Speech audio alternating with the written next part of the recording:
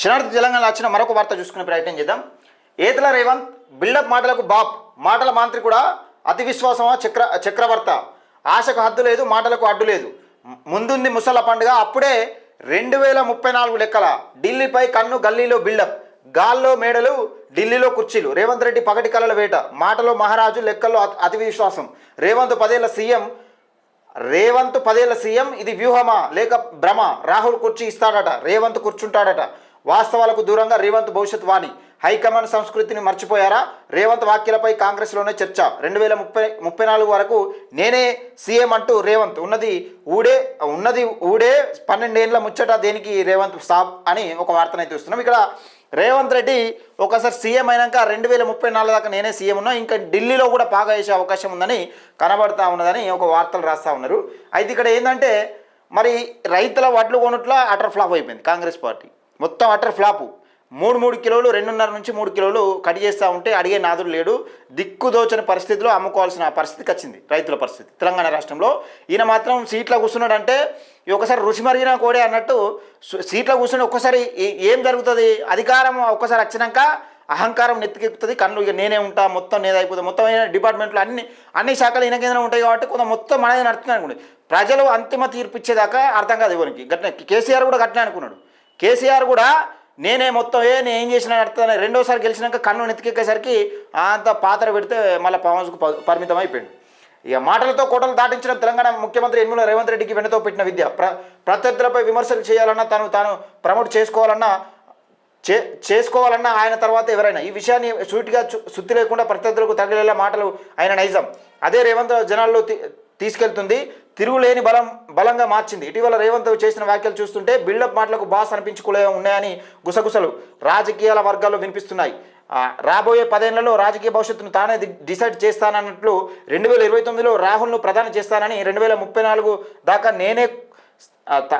తానే సీఎం కుర్చీలో ఉంటానని ఆయన చెప్పిన లెక్కలు క్షేత్రస్థాయి వాస్తవాలకు ఆమడ దూరంలో కేవలం ఓవర్ కాన్ఫిడెన్స్ లాగా మాత్రమే కనిపిస్తున్నాయి. నిజానికి రాజకీయాల్లో వ్యూహాలన్నిటికీ గెలుపు ఆత్మవిశ్వాసం ఉండాలి, గెలుపుపై ఆత్మవిశ్వాసము ఉండాలి అనే ఒక వార్తను చూస్తున్నాం. అయితే 2029లో రాహుల్ గాంధీని ప్రధానమంత్రి చేస్తారట.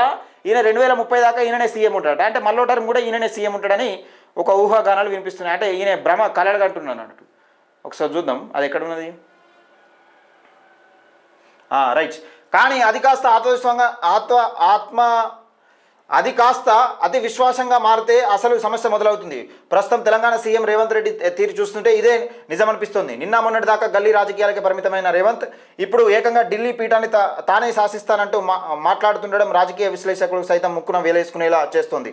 జాతీయ స్థాయిలో కాంగ్రెస్ పార్టీ 4 రాష్ట్రాలకే పరిమితమై కొట్టుమిట్టాడుతుంటే తానేదో దేశ రాజకీయాలు మలుపు తిప్పే మొనగాడినన్నట్లు రేవంత్ ఇచ్చిన బిల్డప్ మాటలపై శనార్థి తెలంగాణ స్పెషల్ స్టోరీ అనే ఒక వార్తనే చూస్తున్నాం. ఇక్కడ విషయం ఏంటంటే జాతీయ స్థాయిలో కాంగ్రెస్ పార్టీ 4 రాష్ట్రాలకే పరిమితమైంది. మరి ఎట్లయితే నువ్వు ప్రధానమంత్రిని ఎట్లా చేస్తావు? నువ్వు మళ్ళీసారి ముఖ్యమంత్రి ఎట్లయితావు? సరే మళ్ళీసారి ముఖ్యమంత్రి అంటే తెలంగాణ రాష్ట్ర ప్రజల మీద ఆధారపడి ఉంటుంది. రాహుల్ ప్రధానిని చేసే సత్తా రేవంత్ చేతిలో ఉందా? Question mark. రాహుల్ గాంధీని 2029 ప్రధానమంత్రి చేస్తారని రేవంత్ రెడ్డి ప్రకటించారు. రాహుల్ ప్రధాని కావడం అనేది కేవలం ఒక తెలంగాణ ఫలితాల మీద లేకపోతే రేవంత్ రెడ్డి వ్యూహాల మీదనూ ఆధారపడలేదు. దేశవ్యాప్తంగా కాంగ్రెస్ పార్టీకి అనుకూలంగా పవనాలు వీస్తేనే అది సాధ్యమవుతుంది. ప్రస్తుతం దేశవ్యాప్తంగా కాంగ్రెస్ పార్టీ కేవలం 4 రాష్ట్రాలకే తెలంగాణ, కర్ణాటక, హిమాచల్ ప్రదేశ్, కేరళ కూటమి పరిమితమైంది. రాబోయే అసెంబ్లీ ఎన్నికల్లో ఈ రాష్ట్రాల్లో కాంగ్రెస్ మళ్ళీ అధికారాన్ని నిలబెట్టుకుంటుందా అనే దానికి రాజకీయ విశ్లేషకులు సైతం ఖచ్చితమైన సమాధానం చెప్పలేకపోతున్నారు. ఉత్తరాది రాష్ట్రాల్లో బీజేపీ బలంగా ఉంది. ఇలాంటి స్థితిలో 2029 నాటికి దేశవ్యాప్తంగా కాంగ్రెస్ పుంజుకొని ఏకపక్షంగా అధికారం సాధించడం అనేది రేవంత్కు అనుకున్నంత సులువైన విషయం కాదని చెప్తా ఉన్నారు. వీళ్ళు ఎక్కడెక్కడ ఉన్నారంటే తెలంగాణ, కర్ణాటక, హిమాచల్ ప్రదేశ్, కేరళ కూటమి పరిమితమైంది. ఇక్కడ కేరళలో కూటమి పరిమితమైంది. మరి 4 రాష్ట్రాల్లో అధికారంలో ఉన్న కాంగ్రెస్ పార్టీ ఎట్లా తీసుకొస్తుంది? తెలంగాణ 2, ఇది కర్ణాటక 2, హిమాచల్ ప్రదేశ్ 3, కేరళలో కూటమి 4 రాష్ట్రాలకు ఉంటే ప్రధానమంత్రి ఎట్లా సాధ్యమవుతుంది? అది రేవంత్ రెడ్డి చెప్పాలి. మరి అసలు రాజకీయ విశ్లేషకులు కూడా అంతుపట్టిన పరిస్థితిలో ఉందట. 2034 వరకు తానే సీఎం. మరి సీనియర్ల పరిస్థితి ఏంటి? ఇక్కడ కాంగ్రెస్లో అంటేనే కుర్చీ కోసం కుమ్ములాట. మరి సీనియర్ల పరిస్థితి ఏంది? ఇప్పటికే కోమటిరెడ్డి వెంకటరెడ్డి, రాజగోపాల్ రెడ్డి, రాజగోపాల్ రెడ్డి కాంగ్రెస్లో ఎవరి కాలే సీఎం. కాంగ్రెస్కు ప్రతిపక్షం అవసరం లేదు, వాళ్ళదే ప్రతిపక్షం, వాళ్ళే అధికార పార్టీ. మరో 8 ఏళ్ల పాటు 2034 వరకు తెలంగాణలో తానే ముఖ్యమంత్రిగా ఉంటానని రేవంత్ రెడ్డి ధీమా వ్యక్తం చేశారు. ప్రజాస్వామ్యంలో ఏ నాయకుడైనా సుదీర్ఘకాలం అధికారంలో ఉండాలని కోరుకోవడంలో తప్పులేదు, కానీ కాంగ్రెస్ పార్టీ నైజం తెలిసిన వారికి ఇది కాస్త ఆశ్చర్యాన్ని కలిగిస్తుంది. కాంగ్రెస్ అనేది ప్రాంతీయ పార్టీ కాదు, ఇది హైకమాండ్ సంస్కృతిగా గల జాతీయ పార్టీ. గతంలో ఎంతో మంది బలమైన ముఖ్యమంత్రులను సైతం అధిష్టానం మధ్యలోనే మార్చిన దాఖలాలు ఉన్నాయి.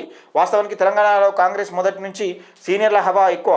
రేవంత్ రెడ్డి 2034 వరకు తానే సీఎం సీట్లో ఉంటానని చెప్తే పార్టీలో మిగతా ఆశావాహులు సీనియర్లు పరిస్థితి ఏంటనేది ప్రశ్న ఉదయిస్తున్నది. ఇది భవిష్యత్తులో పార్టీల్లో అంతర్గతంగా అసంతృప్తి దారితీసే అవకాశం లేకపోలేదు. 2034 తర్వాత రాహుల్ గాంధీ ఇచ్చే కుర్చీలో కూర్చుంటానని రేవంత్ రెడ్డి వ్యాఖ్యానించారు. ఒకవేళ రేవంత్ రెడ్డి ఊహించినట్లు 2029లో రాహుల్ ప్రధాని అయితే రేవంత్ కోసం